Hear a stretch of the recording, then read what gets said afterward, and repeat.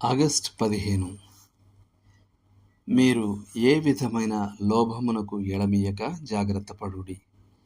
లూకా 12:15. లోభము అనగా సంపద లేదా ఆస్తుల పట్ల మితిమీరిన కోరిక. ఇది ప్రజలను పట్టిపీడించే ఒక ఉన్మాదం.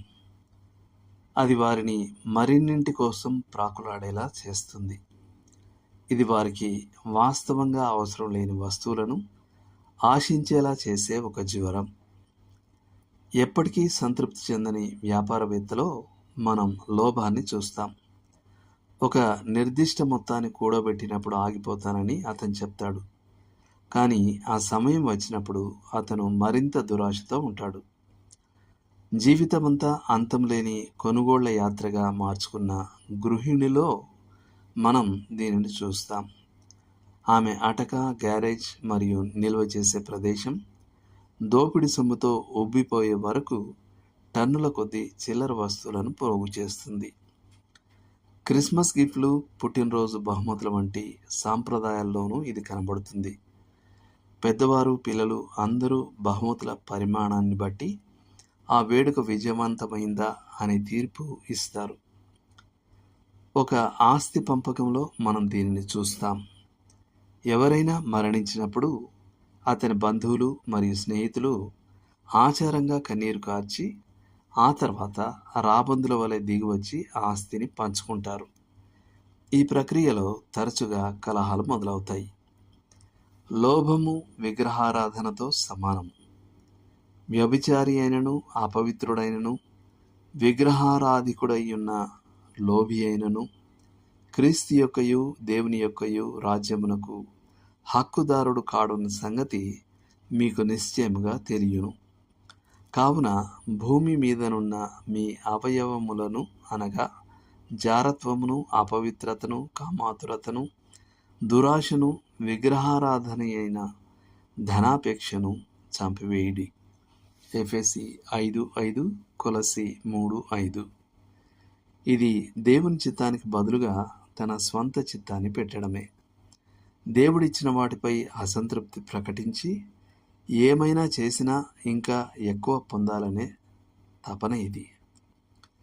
లోభం ఒక అబద్ధం. ఇది భౌతిక వస్తువుల్ని కలిగి ఉండడంలో ఆనందం దొరుకుతుందనే అభిప్రాయాన్ని సృష్టిస్తుంది. కేవలం కోరుకోవడం ద్వారా తాను కోరుకున్నది ఏదైనా పొందగలిగిన ఒక వ్యక్తి గురించి ఒక కథ చెప్పబడింది. అతను ఒక కోట, సేవకులు, కారు, నౌక కావాలని కోరుకున్నాడు మరియు తక్షణమే అవి అక్కడ ప్రత్యక్షమయ్యాయి. మొదట అది ఉల్లాసంగా అనిపించింది. కానీ తర్వాత అతనికి కొత్త ఆలోచనలు తట్టకపోవడంతో అతను అసంతృప్తి చెందాడు.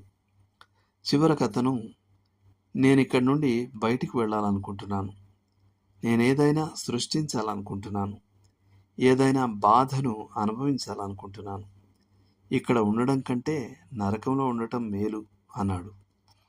దానికి పరిచారకుడు, మీరెక్కడ ఉన్నారని అనుకుంటున్నారు అని సమాధానమిచ్చాడు. లోభం మనలను రాజీ పడేలా చేస్తుంది, మోసం చేసేలా చేస్తుంది, పాపంలో పడేసేలా చేస్తుంది. ఇది ఒక వ్యక్తిని సంఘంలో నాయకత్వానికి అనర్హునిగా చేస్తుంది. తిమోతికి రాసిన మొదటి పత్రిక 3వ అధ్యాయం 3వ వచనం.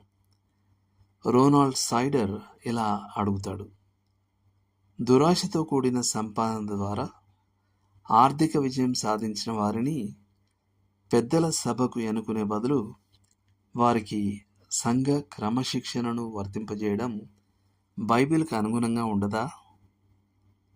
దురాశ అనేది అపహరణ, బలవంతపు వసూళ్లు లేదా ఇతర బహిరంగ అపవాదులకు దారితీసినప్పుడు అది సంఘ బహిష్కరణకు పిలుపునిస్తుంది.